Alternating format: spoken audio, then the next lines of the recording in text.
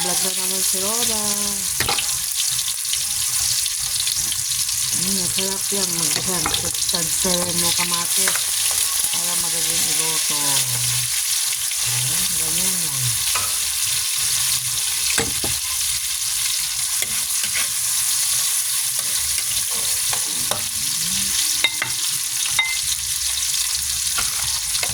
Tapos lagay natin yung binating eggnog, dalawa.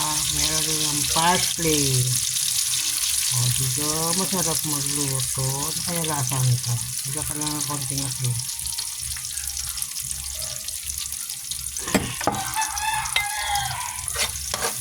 Pwede na ito.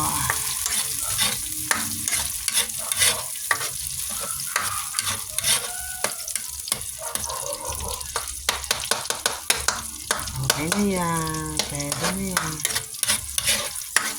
Nakalabay ng konti ang mantika.